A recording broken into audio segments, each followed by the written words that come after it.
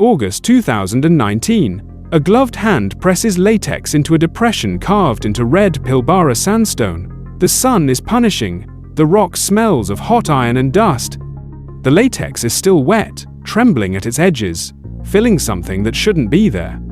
One researcher, no colleagues. Kilometers of spinifex in every direction, flat and pale under a white sky. She crouches over the rock shelf alone, waiting for the mold to cure. Whatever made this impression made it without a witness. She peels the cast free and holds it against the sky, 11 centimeters across, an asymmetric claw strike, deep on one side, trailing on the other. She stares at it for a long time, then she bags it. Months later, a fluorescent tube hums in a museum storage room in Perth. A drawer slides open. Inside, the cast sits dry, labeled in pencil on a paper tag, unclassified, no species name, just a question mark and a grid coordinate. A metal caliper enters the frame.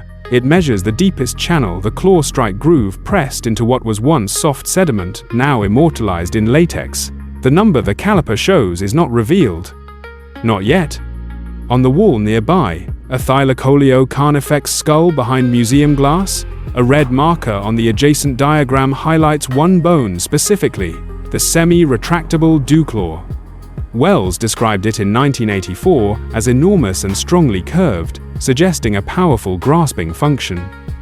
A skeletal foot diagram of Thylacoleo carnifex is placed beside the cast's outline on a lightbox. The shapes begin to align: toe spread, claw angle, lateral asymmetry. The animation stops before it completes. A zoologist sits at a desk, handwritten field notes open in front of her. She circles a measurement. Her pen pauses above the paper. She writes a question mark. Same gesture, different decade. A corkboard on the wall holds a Pilbara grid map.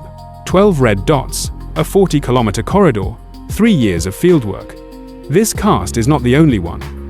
At the end of the comparison board, spotted, tailed quoll, feral cat, dingo, each labeled, each measured, each smaller. Then the mystery cast, sitting at the far end, no label. One cast, one measurement. And by the end of this video, that single number will eliminate every living predator on the Australian continent from the suspect list. 3 casts, laid side by side under laboratory lights, each one photographed with a macro lens. The researcher's hands move slowly, deliberately. She is not rushing. She already knows what the report says. The report says, probable misidentification. A hand slides it across the table. The other researcher reads it without changing his expression. That phrase is the official first answer. Give it full credit. It is a reasonable place to start. The spotted-tailed quoll is Australia's largest living carnivorous marsupial. Maximum paw spread 4.1 centimeters. That red bar on the screen is everything known science can produce. The blue bar beside it, the mystery cast, is nearly 3 times longer. That is not a rounding error. So the misidentification theory requires substrate distortion, soft ground, unusual compression, environmental expansion of the impression over time. Researchers modeled it. They pressed known weights into sandstone of equivalent hardness. The math was not cooperative. A geologist crouches at the original site, pressing a durometer into the rock shelf. He reads the number aloud. His expression shifts. This sandstone registers as moderately consolidated, firm enough that distortion of the observed magnitude would require forces far exceeding any known native fauna. The substrate did not behave that way. Physics says so. One by one, the evidence cards move away from the contamination column, not dramatically, quietly, the way conclusions move when the data stops supporting the theory. The lateral toe geometry is the problem that will not leave. A transparent quoll-foot overlay placed directly on the mystery cast. The outer toes fall short of the cast's edges by a margin that no bodyweight adjustment can close. The geometry is wrong. Categorically wrong.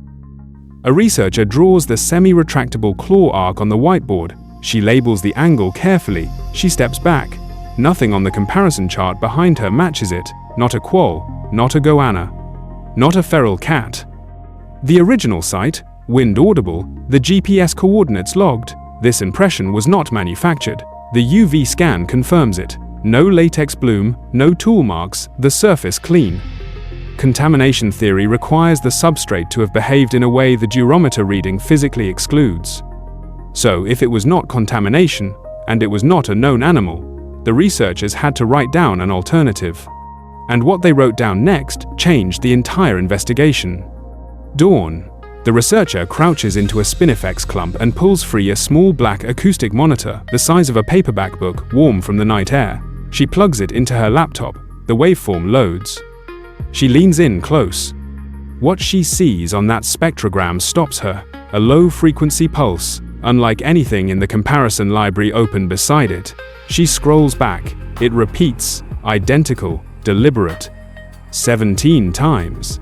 Between 2021 and 2023, passive acoustic monitors deployed across the Pilbara grid captured 17 distinct vocalizations that match no catalogued Australian mammal, not a dingo, not a quoll, nothing in the archive. 17 red pins on the map, each labeled with a date and a frequency. They cluster in one corridor. Then she overlays the two datasets, the acoustic grid, the track cast grid. 11 of 12 cast recovery sites fall within 800 meters of a recorded acoustic event. 2 independent evidence streams, same geography, same period, no shared methodology. The acoustics team never saw the track data first.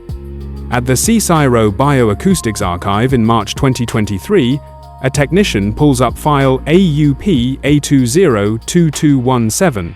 He runs it against the full Australian mammal library. The algorithm returns nothing.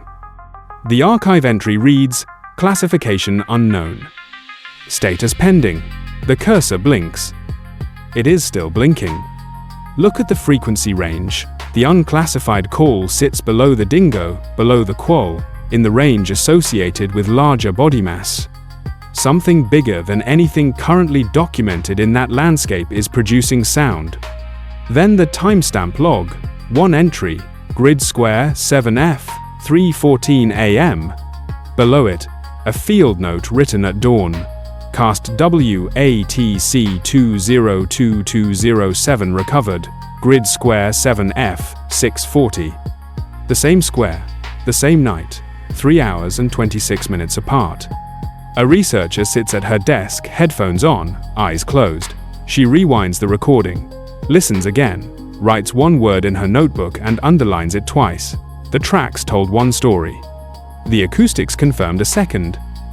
But the cast recovered that morning, WATC 202207, is carrying a third. A researcher at the Western Australian Museum lifts specimen WATC 202207 under a macro lens rig with both hands, the way you handle something that might matter enormously. September 2023, the drawer slides open. The caliper closes, the display settles, 11.4 centimeters, claw strike depth and lateral toe spread, measured from a cast pulled from Pilbara sandstone. Hold on that number, it earns it. Here is the comparison. Spotted-tailed quoll, the largest marsupial carnivore currently confirmed alive on the continent, maximum equivalent measurement, 4.1 centimeters. Feral cat, 2,8. Dingo paw, no semi-retractable claw strike at all, 6.2. The blue bar for WATC 202207 stands alone, nothing touches it. Then the overlay. The Thylacoleo carnifex skeletal foot, described by Rod Wells in 1984 as possessing a claw enormous and strongly curved, placed against the cast outline. 5 measurement points. Alignment within 2 mm across all 5. The animation completes. Force next. The substrate hardness at the recovery site is known. The force required to produce an 11.4 centimeter strike at that hardness implies a body mass between 90 and 130 kilograms. Thylacoleo carnifex adult range, 100 to 160 kilograms. The numbers do not fight each other. Every alternative species card on the evidence board has been moved left. Red cross, red cross, red cross. The right column has no card. Nobody has written one yet. The museum's physical classification ledger, handwritten. The entry for WATC 202207, dated September 2023, reads, "Species unknown, morphology consistent with Thylacoleo carnifex, classification pending further evidence." Remember the opening? A gloved hand pressing latex into hot red sandstone, the researcher lifting a wet cast against a blinding Pilbara sky. She did not know yet, now you do. Grid square 7F, 314, 17 seconds of audio, low, slow, then silence. The Pilbara at dusk is enormous. The grid squares are invisible from altitude. The red dots on the map are not. One museum draw, one number. No explanation that doesn't require something that isn't supposed to exist. If you found this fascinating, subscribe. We investigate strange real creatures like this every single day.